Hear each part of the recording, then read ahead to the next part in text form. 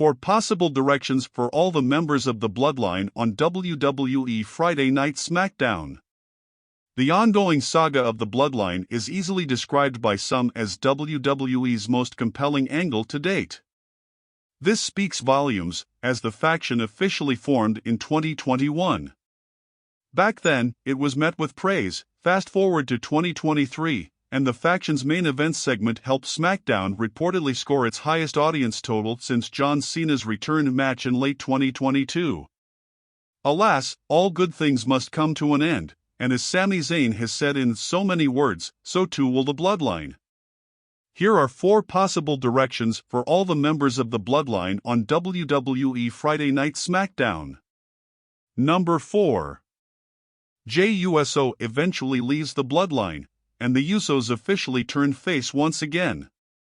As a refresher for SmackDown, Roman Reigns and Jimmy hugged it out for a quick second.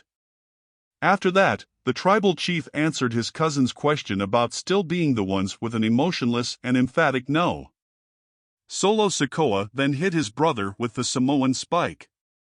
Reigns and Paul Heyman left the ring, but Solo stayed 10 toes down in the squared circle and stared down his 2 brothers. While no one knows for sure about Sikoa, the wise man and the tribal chief are clearly confident that Jey will kick his brother to the curb and stick with the Bloodline.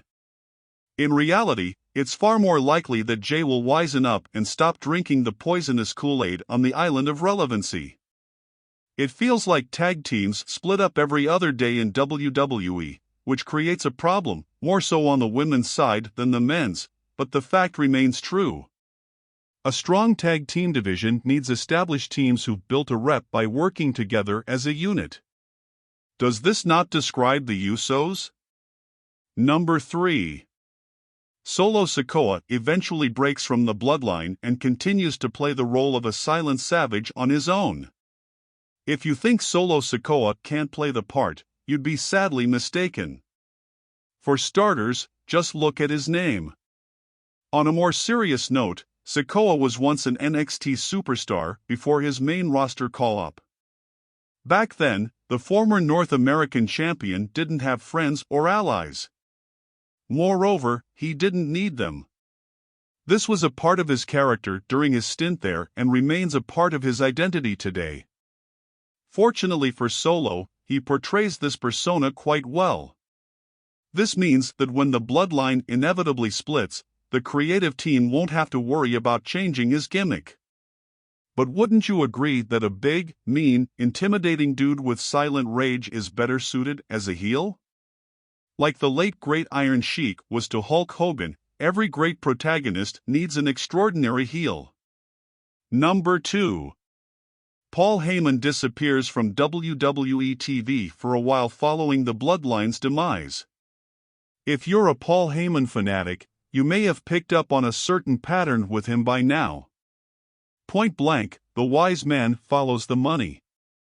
Heyman rode the coattails of a young rookie monster named Brock Lesnar in 2002. The second he felt the reign of the beast was ending, he double-crossed his own client and aligned himself with the Big Show that same year. He reunited with Brock in 2012, but once Lesnar dropped the WWE title to Drew McIntyre at WrestleMania, the wise man found a new gravy train named Roman Reigns. Once the tribal chief is on his last legs, it's only natural that Heyman does one of the things he's most known for. But with a list of successful clients spanning several decades under his belt and boatload of legendary promos to boot, what's left for Paul Heyman to prove? If the Bloodline angle is truly Heyman's last stand, no one can say he didn't go out on a high note. Number 1. Roman Reigns takes on Hollywood following his undisputed WWE Universal Championship loss. If you're still referring to Roman as an undisputed champion, he technically is. He's the undisputed top champion of SmackDown. Moreover, up until this May, he was the only male world champion in WWE. Regardless of opinions about the Red Brand's World Heavyweight Championship, it is recognized by the company as a world title. Moreover, it was reinstated for a specific purpose, to fill the void of Roman Reigns being a part-time wrestler while holding the most coveted championship in WWE.